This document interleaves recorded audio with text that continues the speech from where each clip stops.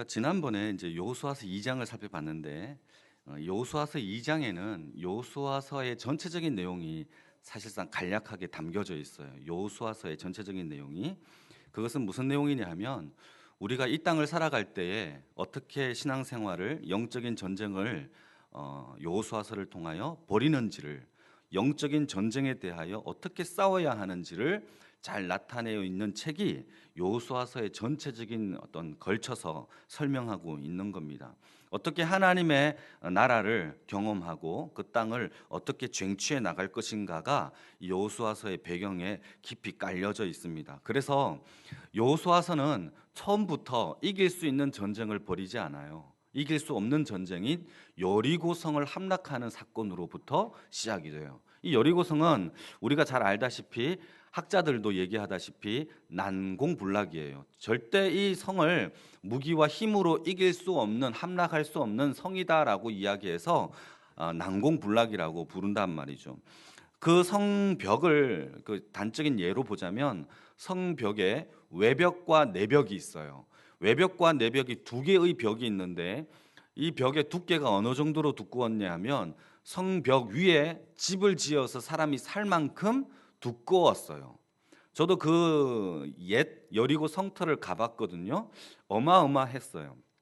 땅속에 지금 묻혀져 있지만 그것을 학자들이 고고학자들이 발굴하고 있는 작업 중에 있는 것을 제가 봤거든요. 그래서 여호수아서 2장을 말씀 15절 말씀을 한번 읽어 보실까요? 2장 15절 말씀을 보시면 라합이 그들을 창문에서 줄을 달아 내리니 그의 집이 어디에 있었다고요? 성벽 위에 있었대요. 라합의 집이 어디에 있었냐면 성벽 위에 있을 만큼 이 성벽이라는 존재가 두꺼웠고 문을 스스로 열어주지 않으면 들어갈 수 없는 아주 이렇게 난공불락, 다시 말해서 함락할 수 없는 성이 바로 여리고 성이었다라는 겁니다. 그러니까 이것을 점령했다라는 것은 칼과 무기와 어떤 힘과 능력으로 이 성을 함락한 게 아니다라는 거예요. 한 번도 칼을 들지 않고 이 성을 함락했다라는 것은 이것은 여호수아서의 전체에 깔려져 있는 내용인 아무리 대적이 강력해도 그리고 난공불락이라고 해도 아무리 어렵고 사람들마다 고개를 젓는 사건이 있다 한다 할지라도 하나님은 그것을 믿는 자들에게 이기게 하여 주시고 승리케 하여 주신다라는 필승의 사상이 깔려져 있는 내용이 여호수아서예요. 여러분 좌절의 시간을 보내고 있는 분들이 반드시 읽어야 될 책이 있다라면 이거는 바로 여호수아서죠. 여기에는 하나님이 반드시 승리케 하여 주신다는 내용이 깔려져 있습니다. 여호수아라는 이 지도자를 살펴보게 되면 이 사람은 탁월했어요.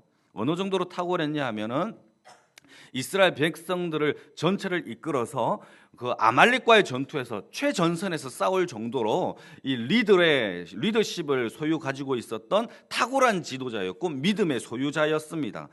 그렇게 믿음이 있었고 좀 탁월했던 이 여호수아가 또 하나님께서 다 12명의 정탐꾼을 보냈었을 때 10명은 모두 다 하나님을 원망했지만 그 중에서 2명만, 그 중에 여호수아가 그들은 우리의 밥이다라고 얘기하면서 하나님의 약속을 믿음으로 쟁취하자라고 했던 사람이 바로 여호수아였어요. 그런데 문제는 이 여호수아에서의 시작이 모세의 죽음으로부터 시작돼요. 그래서 여호수아서 1장 말씀을 보시게 되면 1절에 이렇게 시작합니다. 여호와의 종 모세가 죽은 후에, 이것이 여호수아서를 전체를 이끌어가는 배경이에요. 모세가 죽었고 그 이후에 여호수아가 후계자로 이어받았는데 그렇게 믿음이 있었고 탁월했고 능력이 있었던 이 여호수아의 마음에 불안과 공포가 찾아오기 시작해요.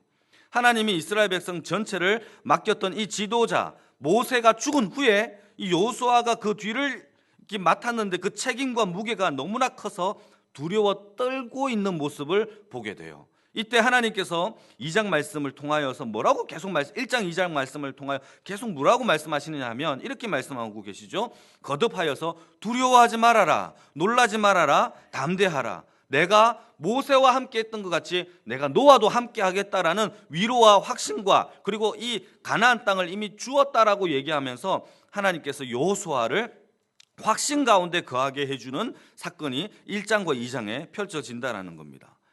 이런 사건의 배경이 1장과 2장에 펼쳐져 있어요. 그러면서 2장에 누구를 보내느냐 하면 정탐꾼을 보내죠. 몇 명을 보내는지 아십니까? 12명 보내죠. 아니에요. 2명을 보냅니다. 2명을. 혹시 여러분들이 줄고 계시나 싶어서 이제 물어봤는데 다 계시군요. 2명을 보내요. 이 모세는 12명을 보냈지만 여호수아는 2명을 정탐꾼을 보냅니다. 그런데 이때 여리고성을 정탐하라고 보냈는데 기가 막히게 여리고성에 침입하여서 정탐하고 있는 이 2명을 기가 막히게 여리고 왕이 어떤 사람이 첩보의 어떤 이야기를 듣고는 정탐꾼이 왔다는 이야기를 듣고는 여리고 왕이 그거를 정확하게 듣고는 부하들을 파견한단 말입니다. 그러면서 어디에 있는지 알아보라라고 얘기하니까 기생 라합의 집에 유숙한다라는 얘기까지 알게 돼요. 그러면서 그런 정보를 입수하고 난 다음에 여리고 왕이 정탐꾼을 잡아와라라고 부하들을 보냅니다. 이때 어떤 일이 벌어지느냐 하면 기생 라합의 도움으로 이 2명의 정탐꾼이 죽음의 위협에서 건짐을 받고 결국은 기생 라합도 자신들의 어떤 너희들이 이 땅을 점령하게 될 때 우리 가족을 구원해 달라라고 얘기하면서 결국은 기생 라합의 가족도 구원을 받고 2명의 정탐꾼도 라합의 가정으로부터 이렇게 보호를 받으면서 구원을 받는 이 사건이 벌어지게 됩니다. 근데 이 사건이 작은 사건처럼 보이지만 이 사건이 나중에 파동이 일으켜져서 나중에 신약에 가서는 이 기생 라합이 예수님의 족보의 이름에 기록되면서 인류 구원의 기초석이 되는 사건으로 이 오늘 지난번에 살펴봤던 2 정탐꾼의 사건이 그렇게 부각이 된단 말입니다. 여러분, 그렇다면 여기에서 질문이 하나 던져져야 되는데 왜 하필이면 이 기생 라합이어야 했단 말입니까? 라는 질문이었죠. 왜 기생 라합이어야 합니까? 사회적으로 봤었을 때 대접을 받지 못했던 천한 사람이었고 혈통적으로 이방 민족이었어요. 여리고의 여인이었으니까 혈통적으로 봤을 때 언약 밖에 또 여자였으니까 이런 사람을 왜 썼을까? 어쩌면 이 혈통적으로 봤었을 때 이 라합을 썼다라는 것만 유대인이 들었다면 유대인 전통의 혈통을 가지고 혈통을 굉장히 중요하게 여기는 이 유대인이 이 성경을 읽었을 때 이건 도대체 하나님을 못 믿겠다라고 얘기할 만큼 혈통적으로도 벗어났던 사람이고 도덕적으로 몸을 파는 여자 아닙니까? 기생 라합. 그럼에도 불구하고 하나님은 왜 그를 사용했을까? 이걸 지난번에 살펴봤단 말이에요.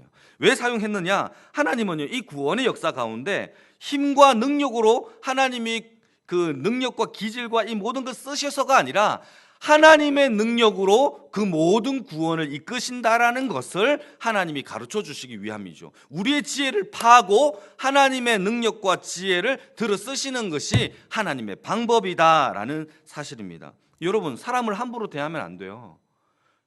여러분, 이거 중요합니다. 여러분들보다 좀 하대할 만한 사람들이 있다고 생각하잖아요. 여러분, 그런 사람은 없어요. 하나님은 다 사랑하십니다. 여러분들에게 조금 더 맡겼을 뿐이에요. 여러분들에게 조금 더 예쁘게 해줬을 뿐이에요. 더 예쁘다라고 자랑하지 마십시오. 더 능력이 있다라고 자랑하시지 마십시오.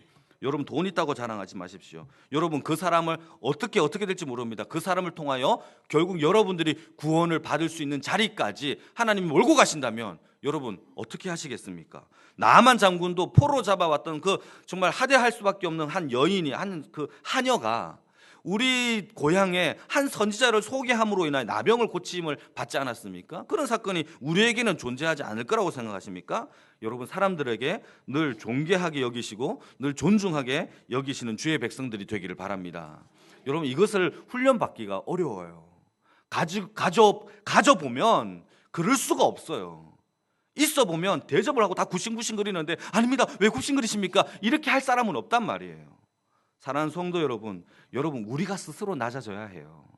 여러분 그런 힘 빼는 작업을 하나님이 하실 겁니다. 그때 순종함으로 나아가길 바랍니다. 이렇게 정탐의 사건이 끝난 후에 1절을 보시게 되면은 이스라엘 백성들이 어디에 도착을 하냐면 시딤에 도착하게 되고 곧바로 거기서 떠납니다. 떠나고 난 다음에 어디로 이동을 하느냐면 요단으로 이동을 하게 되는 것이죠. 시딤에서 요단의 거리는 12km라고 학자들은 얘기합니다. 12km 정도 떨어졌대요. 상당한 거리를 걸어서 도착한 곳이 바로 요단 강가 앞이었단 말이죠. 이제 드디어 요단 강만 건너면 하나님이 주신 약속의 땅에 들어갈 수 있는 그 현장 가운데 오늘 3장의 이야기가 펼쳐집니다. 그런데 하나님은 이 요단에서 며칠을 유숙하게 하느냐 하면 며칠이죠? 3일을 유숙하게 합니다. 그리고 드디어 요단강을 건너가게 하는데 문제는 3일 동안 있으면서 이 요단 강가 앞에서 이스라엘 백성들이 무엇을 받느냐?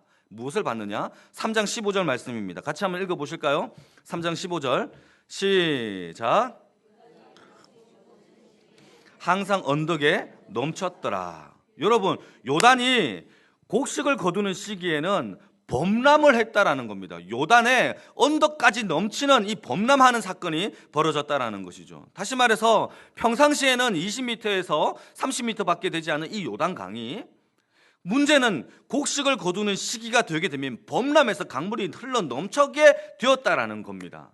그리고 200만 명, 더 많겠죠. 200명에서 300만 명이나 되는 이스라엘 백성들이 이 범람하는 요단강을 건너야 되는 일이 결코 쉬운 일은 아니다라는 거예요. 여러분, 제가 하고 싶은 얘기가 바로 이겁니다. 그들이 3일 동안 요단에서 유숙을 하면서 이 범람하는 강을 봤을 거란 말이에요. 그러면서 하는 생각이 설마 우리가 이 강을 건널까? 다른 길이 있겠지라는 생각했던 사람도 있었겠단 말이죠. 그런데 하나님은 그렇게 생각했던 사람들의 생각을 부수시고 하나님의 생각은 이 범람하는 강을 건너게 하신다라는 거예요. 우리의 생각은 하나님의 생각과 달라요. 여러분, 한 가지 질문하겠습니다. 여러분들은 신앙생활을 하면서 가장 어려웠던 게 무엇입니까? 질문입니다. 신앙생활을 하면서 가장 어려웠던 게 무엇입니까? 생각 한번 해보십시오. 저는 가장 어려웠던 게 하나님의 타이밍입니다. 하나님의 때. 아직도 여러분, 저는 아직 아기가 없잖아요. 그 때가 도대체 언제인지 마음에 하나님의 확신과 응답은 받았어요. 그런데 그 때가 언제인지 눈물로 하나님 앞에 기도할 때가 참 많아요. 여러분, 그 때가 언제예요?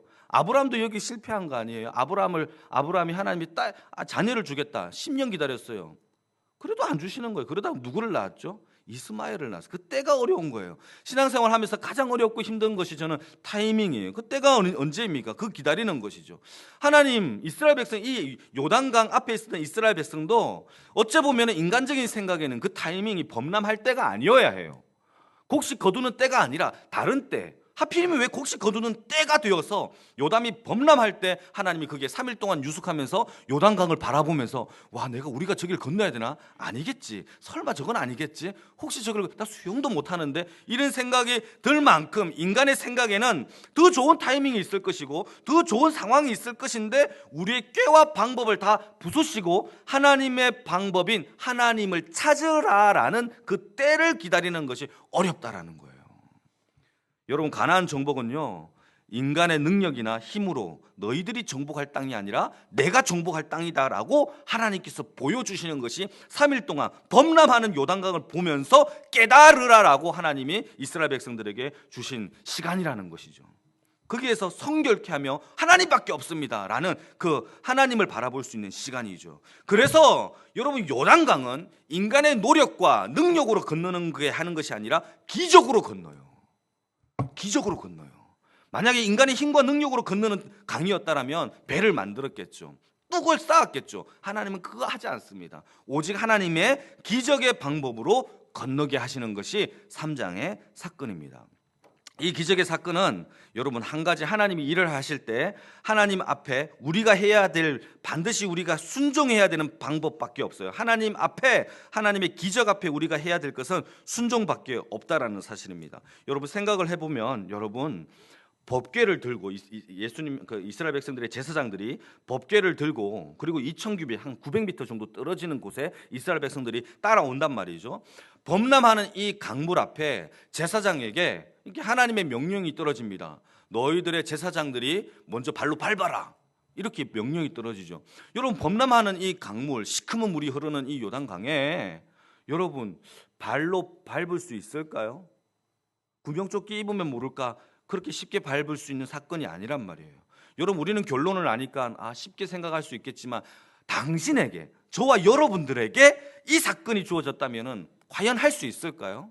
어려운 일란 말이죠. 하나님의 기적 앞에는요, 이 두려움을 무릅쓴 하나님의 믿음의 순종이 반드시 있어야 한다라는 겁니다. 사랑하는 성도 여러분, 우리는 결론을 알고 있습니다.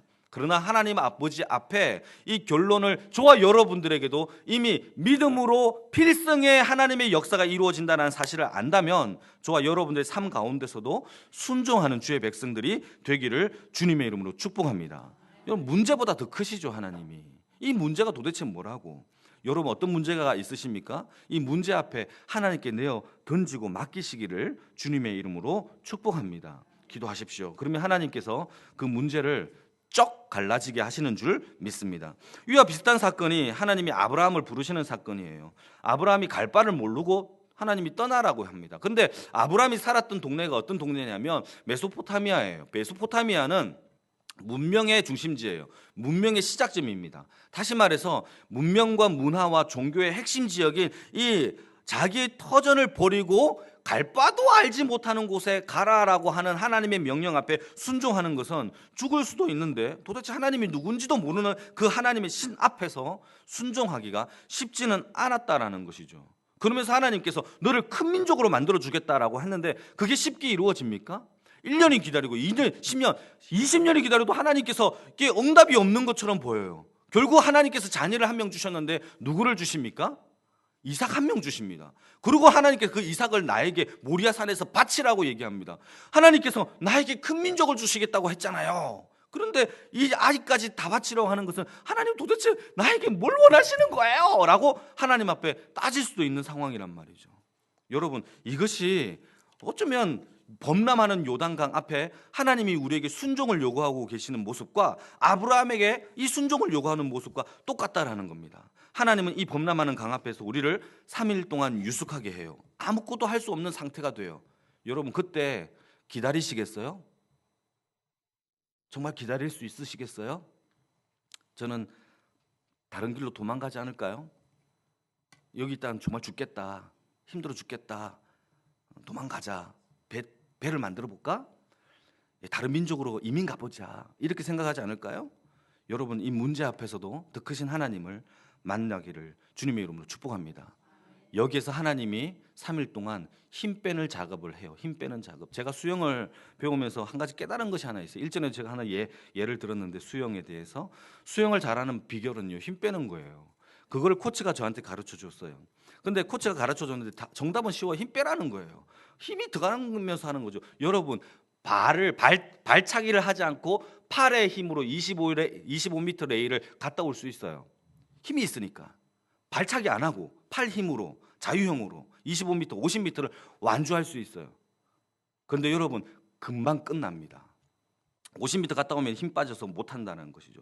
그런데 수영 잘하는 비결은 무엇이냐면, 제가 함께 수영하는 사람의 옆에 있는 동료가 저한테 이런 얘기를 해줬어요. 힘 빼는 방법이 있다. 그게 뭐냐라고 물어보니까, 지칠 때까지 수영을 해라. 그러면 자연스럽게 힘이 빠진다라고 얘기를. 이거 웃을 일이 아니에요. 제가 경험해보니까 진짜 다르더라고요. 여러분, 이것이 깨달아지기를 주님의 이름으로 축복합니다. 왜냐하면 그래야 힘이 빠져요. 제가 아파 보니까 힘이 빠지더라고요. 아픈 사람은 바락바락 성질 안 내요. 아프니까. 여러분, 우리 할머니가 손주들을 보면서, 우리 장모님을 보면서 손주들이 되게 쌍둥이와 남자아이 한 명이 얼마나 까불까불 하겠습니까? 근데 우리 할머니는 절대 성질을 안 냅니다. 왜 그런지 아십니까? 기운이 없었어요. 힘이 없었어요. 정말입니다. 여러분, 이게 중요한 깨달음, 저한테는 정말 중요한 깨달음이었어요. 여러분, 아직도 내가 할 수 있다라고 생각하고 내 힘이 남아 돌 때에는 내 능력과 힘으로 바등바등 할 때가 많아요. 그것도 사역조차도, 설교조차도, 사람을 변화시키는 것조차도 왜 안 하냐고! 라고 할 때가 있었어요. 제가 그랬었어요. 그런데 하나님이 하신다라는 거죠.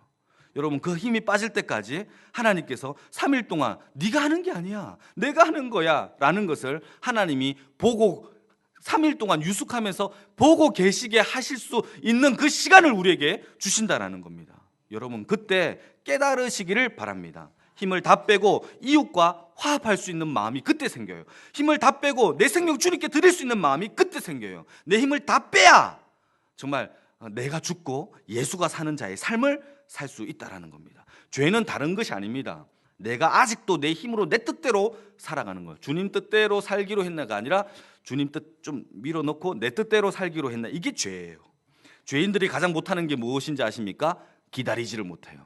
죄인들이 절대 못하는 거 기다리지를 못합니다. 그래서 항상 하나님보다 앞서가고 기도하며 교회의 일을 처리하는 것보다는 항상 이성적이고 논리적이며 사람의 잣대로 사람이 평가했을 때 저 사람 괜찮네 라고 세우고 마음에 안 들면 버리고, 이런 일들이 죄인들이 하는 방법입니다. 그러나 깨달음을 주시는 겁니다. 내 힘 빼고 나를 죽이는 자의 삶이 바로 거듭남자의 하나님의 삶을 사는 방식이다라는 것을 범람하는 물가 가운데서 하나님이 깨닫게 해주시는 것이죠. 오늘 이스라엘 백성들이 3일 후에 드디어 요단강을 건널 때에 첫 시작에 발을 밟는 것은 누구냐면 제사장들이었지만, 제사장들이 들고 있었던 것은 무엇인지 아십니까? 하나님의 언약궤였습니다.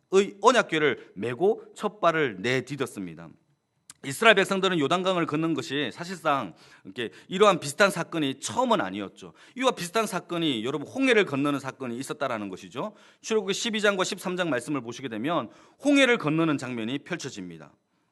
그 홍해 사건을 여러분 좀 의미를 해석하자면, 홍해 사건은 바로의 종되었고 바로의 칼과 죽음과 심판에서 거기에서 건짐을 받은 사건이라면, 요단강을 건너는 사건은 이스라엘 백성들이 광야 40년, 그들의 죄로 말미암아 갇혀진 광야 40년 동안 이 방황을 끊어버리고 하나님의 약속의 땅에 들어가는 사건이에요. 다시 말해서 이 홍해 사건은 그들이 스스로 끊을 수 없는 사건입니다.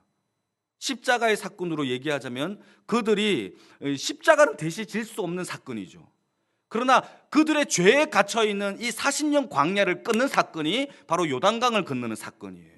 여러분, 이 요단강을 건너는 사건이 바로 오늘 저와 여러분들이 이 땅을 살아가는 데 있어서 우리의 모든 죄의 습성을 끊어버리고 예수 십자가 지고 부활의 소망을 가지고 살아가는 신앙의 성화의 삶으로 비유할 수 있다라는 것이죠. 하나님의 뜻대로 살겠다, 율법대로 살겠다라고 하나님께 작정하고 발을 내딛는 사건이 요단강의 첫 발의 사건이라는 겁니다. 그런데 문제는 이 요단강을 건널 때에 처음에 건너는 이 사건 가운데 언약궤가 등장한다라는 거예요. 여러분, 언약궤는요 하나님의 임재를 뜻합니다. 그러나 이 언약궤 안에 세 가지의 물건들이 있습니다. 이 세 가지 물건이 뭔지 아십니까? 첫 번째 무엇이죠? 아론의 쌍난 지팡이. 똑똑하십니다. 두 번째는요 만나 항아리. 세 번째는요 십계명. 근데 십계명 하면 틀려요. 무슨 십계명? 두 번째 돌파한 십계명이에요. 두 번째예요. 첫 번째 돌파는 없어요. 여러분, 첫 번째 여러분 아론의 쌍난 지팡이가, 여러분 두 번째 만나의 항아리가, 세 번째 두 번째 돌판의 십계명이 이 공통점이 있어요. 동일하게 다 지향하고 있는 공통점이 있는데 그게 무엇인지 아십니까? 이스라엘 백성들이 이 40년 광야 동안에 지은 죄들을 뜻하고 있어요. 이 죄들입니다. 아론의 쌍난 지팡이를 좀 먼저 간단하게 보시자면 민수기 17장 10절 말씀에 이렇게 기록하고 있습니다. 여호와께서 또 모세에게 이르시되 아론의 지팡이는 증거궤 앞에서 도로 가져다가 거기 간직하여, 하나님의 언약궤 간직하여 반역하는 자에 대한 표징. 다시 말해서 언약궤 간직하는 이유가 무엇이냐면 이스라엘 백성들이 반역한 자에 대한 표징에 대하여 그들의 원망을 그치기 위하여, 죽지 않게 하기 위하여 하나님이 언약궤 안에 넣으라고 얘기하는 것이죠. 아론의 쌍난 지팡이가 뜻이 무엇입니까? 이스라엘 백성들의 패역함을 뜻하고 있습니다.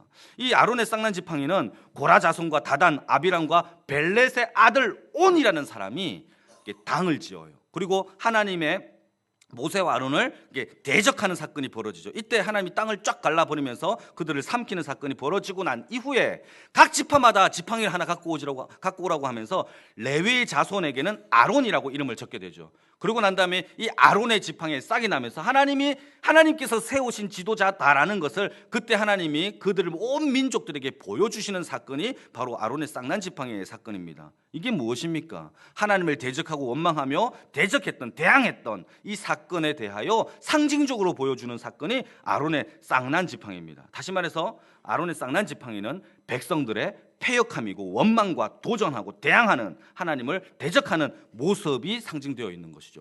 두 번째 항아리, 만나 항아리는 무엇입니까? 하늘에서 떨어지는 음식이에요. 이건 기적이잖아요. 그런데 이게 왜 죄의 모습입니다. 왜 죄의 모습입니까? 라고 물어보는 사람도 있을 수 있는데, 출애굽기 16장 말씀에 보시게 되면 이 만나를 주실 때 하나님이 어떤 사건이 벌어지느냐면, 제가 읽어드리겠습니다. 출애굽기 16장 3절 말씀입니다.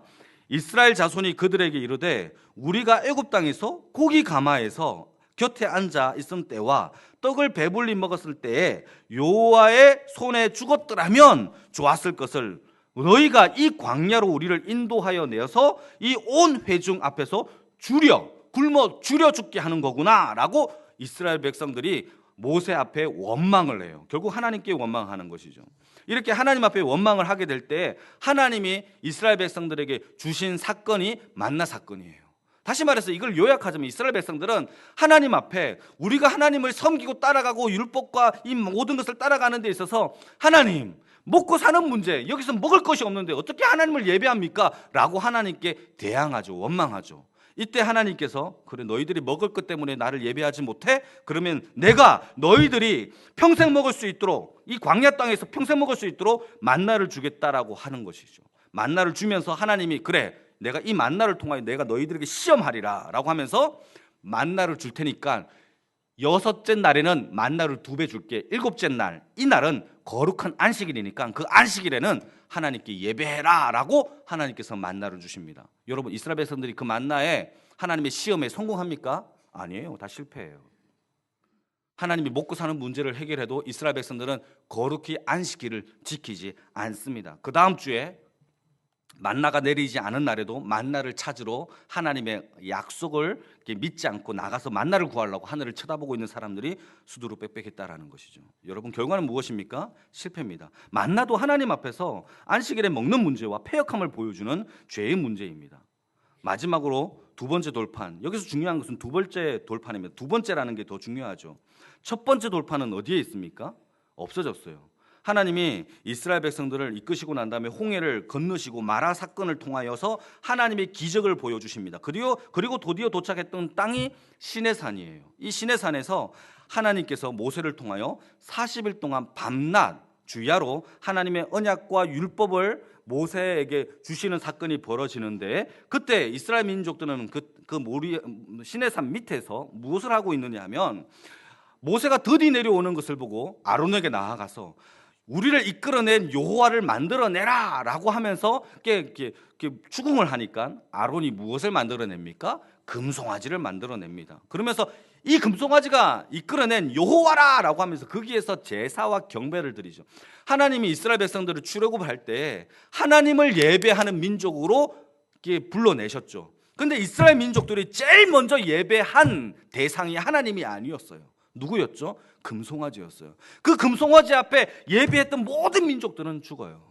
다 죽어요.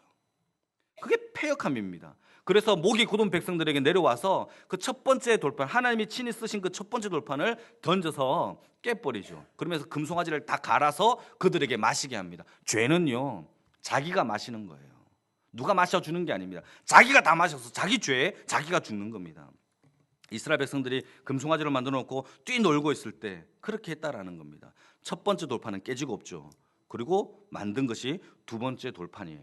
그때 하나님이 이스라엘 백성 전체를 진멸하려고 해요. 그때 모세가 나아가서 하나님, 이들을 구원시켜 달라고, 하나님의 그 분노와 노를 누구로 떨어 달라고, 그러면서 자신을 생명책에서 지워 달라고, 차라리 이 백성들을 살려 달라고 위대한 기도를 하는 장면이 이때 펼쳐지는 것이죠. 여러분, 이게 다 뭡니까? 죄예요, 죄. 40년 광야 생활 동안에 이스라엘 백성들이 범한 죄를 상징하는 것이 언약궤 안에 다 있어요. 그리고 이 언약궤 위에는 무엇이 있는지 아십니까? 시은좌. 시은좌가 무슨 뜻이냐면 영어로 mercy seat예요. 자비의 자리라는 것인데, 베풀시, 은혜, 자리, 좌. 하나님이 은혜를 베푸는 자리. 그게 바로 언약궤 위에 있는 시은좌의 모습이에요. 사랑하는 성도 여러분, 우리가 요단강을 건너가 하나님의 약속의 땅에 들어갈 수 있는 이유는 우리의 죄를 덮어주신 하나님의 자비가 있었기 때문이에요. 그게 제일 먼저 요단강을 건너가요. 사랑하는 성도 여러분, 저와 여러분들도 마찬가지예요. 우리는 40년 광야 생활 속에서 죄밖에 지은 것이 없어요. 죽어 마땅하죠. 그러나 그 죄를 덮어주셨어요. 누가요? 예수님의 어린 양이. 그 피가, 그 보혈이. 여러분, 우리의 죄를 끊지 않고는 이 요단강을 건널 수 없어요. 여러분, 우리 스스로 능력과 힘이 없기 때문에 그 죄를 덮어주신 예수 그리스도의 은혜가 있을 뿐입니다. 하나님의 언약은 신실합니다. 하나님의 약속은 변함없으시죠. 믿으십니까? 그 이유는 우리의 죄를 덮어주신 하나님의 자비가 있기 때문이에요. 우리의 죄와 허물로 우리는 죽을 수밖에 없어요. 그러나 그 자비하심으로 하나님의 은혜로 덮어주셨기 때문에 이 요단강을 밟고도 우리가 살 수 있는 겁니다. 여러분, 그것이 바로 요단강을 건너는 사건이죠. 구원은 하나님의 은혜로 얻는 거예요. 능력으로 얻는 게 아닙니다. 하나님의 어린 양이 이와 같죠. 우리의 모든 죄를 다 짊어지시고 친히 먼저 요단강을 건너서 우리를 구원해 주신 우리의 옛 자아와 옛 습관과 옛 죄를 다 죽이고 건너가야 할 강이 바로 요단강입니다. 우리에게 필요한 것이 바로 하나님의 이 요단강 은혜의 사건, 죄와 허물을 버리고 우리가 받아야 할 거듭남, 이 성화의 삶이 바로 이러한 모습이다라는 것이죠. 그래서 5절 말씀에 하나님이 정답을 주십니다. 같이 한번 읽어보실까요? 5절입니다. 시작. 여호수아가 또 백성에게 이르되 너희는 자신을 성결하게 하라. 여호와께서 내일 너희 가운데 기이한 일들을 행하시리라. 여러분, 정답은 우리가 이 범람한 강 앞에서 성결케 하는 것밖에 없다라는 사실입니다. 사랑하는 성도 여러분, 우리는 하나님 앞에 날마다 이 성결케 하는 우리의 죄를 또 하나님 앞 십자가 앞에 날마다 거듭남을 확인해야 합니다. 우리가 범람하는 홍해 앞에 문제보다 더 크신 하나님을 바라보고 아직도 힘 빼지 못한 부분들이 있다면 힘을 빼서 다 하나님께 내어드리고 오직 긍휼과 자비하심으로 우리를 덮어주시는 주님 오시는 그날까지 하나님의 나라에 소망을 품고 사시는 주의 연희 백성, 연희 교회 권속들이 다 되시기를 주님의 이름으로 축복합니다.